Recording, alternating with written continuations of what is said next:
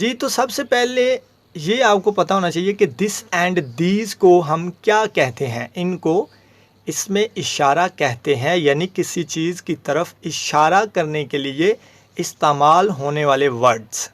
Okay जी, तो point number 1 है this. This का बेसिकली मतलब होता है ये।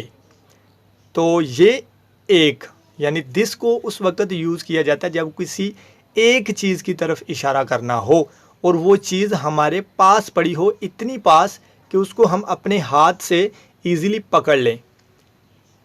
तो जो चीज़ हमारे हाथ से आसानी से नहीं पकड़ी जा सकती वो हमारे दिस के लिए इस्तेमाल नहीं होती।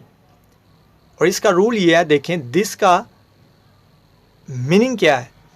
करीब की एक चीज़ की तरफ इशारा करने के लिए। अब इस करीब से मतलब ये है कि वो चीज़ आपके इतनी करीब पड़ी हो जिसको आप अपने हाथ से इजीली पकड़ सकें। ठीक है, वो चीज़ दिस के कैटेगरी में नहीं आएगी जो आप अपने हाथ से इजीली नहीं पकड़ सकते, यानी वो आपसे कुछ फासले पर है या आपको वो चीज़ पकड़ने के लिए थोड़ा उठना पड़ता है या उसके लिए आपको थोड़ा सा मूव करना पड़ता है। वो दिस के लिए या दिस की कैटेगरी में नहीं आएगी। ऐसी चीज़ जिसको आप आसानी से अपने हाथ से पकड़ लें, इतनी करीब होनी चाहिए। तो उसके लिए करीब भी हो और एक भी हो। दिस का मतलब होता है एक। ये देखें, करीब की एक चीज़ की तरफ इशारा करने के लिए हम दिस का यूज़ करते हैं। तो चलिए एग्जाम्पल देखते हैं।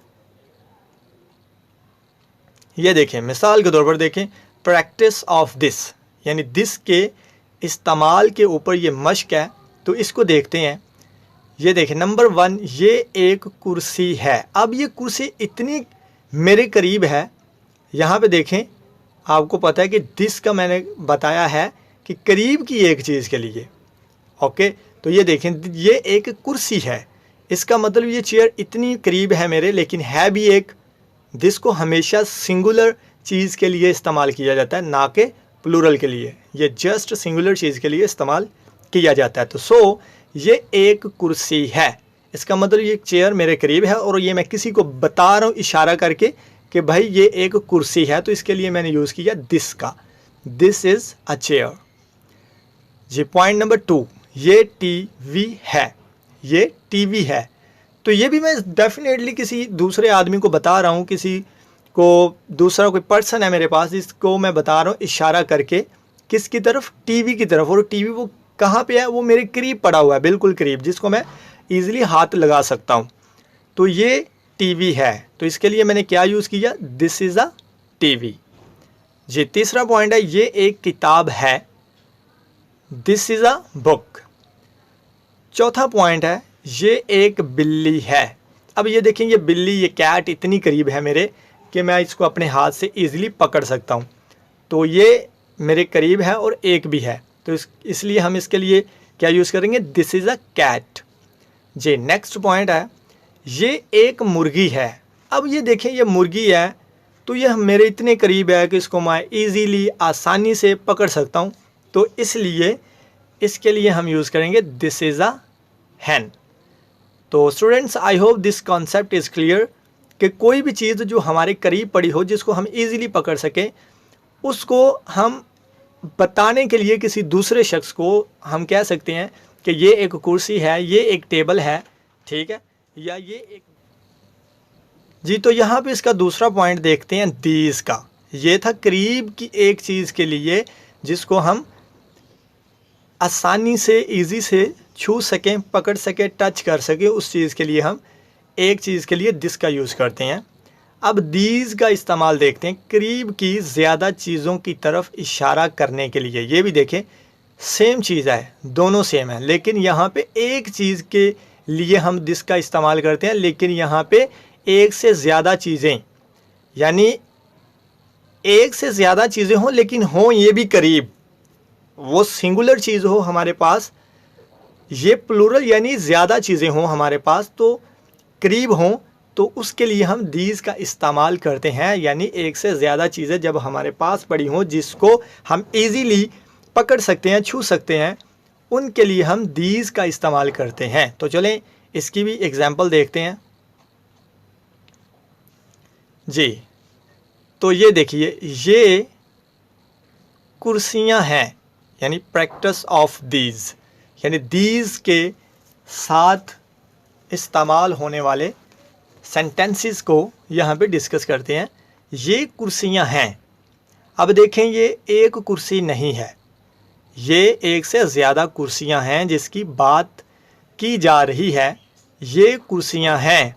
दीज आर चेयर्स, ये देखें, these are chairs. Next point, ये किताबें हैं। These are books. अब ये देखें, बुक्स जो हैं, अब ये बिल्कुल मेरे पास पड़ी हुई हैं, लेकिन ये सिंगुलर नहीं है, ये एक से ज़्यादा है। तो इसलिए मैंने इसके लिए इस वर्ड इस्तेमाल किया गया, वो है दीज। दीज आर बुक्स, ये किताबें हैं। अब देखिए तीसरा पॉइंट, ये बिल्लियां हैं। These are cats. These are cats. अब ये देखिए, ज़ाहिर सी बात है, डेफिनेटली पीछे हमने यहाँ पे ये देखें डिस्कस किया था कि ये एक बिल्ली है, लेकिन उसके लिए दिस का यूज़ किया करीब की एक चीज़ के लिए। लेकिन यहाँ पे जो है वो ज़्यादा बिल्लियों की बात हो रही है, तो हम यहाँ पे लगाएंगे दीज आर कैट्स, ये बिल्लियाँ हैं। नंबर 4, ये मुर्गियाँ हैं। These are hens. ये लड़के हैं। These are boys. ओके, तो स्टूडेंट्स यहाँ तक आई होप ये पॉइंट भी आपका क्लियर है कि जब करीब हमारे ज़्यादा चीज़ें पड़ी हों उस वक़्त हम दीज का इस्तेमाल करते हैं, और लेकिन जब हमारे पास एक चीज़ पड़ी हो तो फिर हम उसके लिए दिस का यूज़ करते हैं। तो इसको 2-3 मरतबा लेक्चर को देखिएगा। तो I hope this video lecture very very important for you.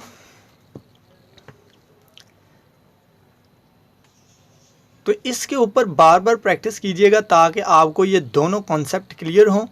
ठीक है, आप खुद से भी सेंटेंसेस बना सकते हैं। ठीक है, 20-20, 30-30 सेंटेंसेस बनाइएगा ताकि आपकी प्रैक्टिस हो और आपको ये इजीली समझ में आ जाए।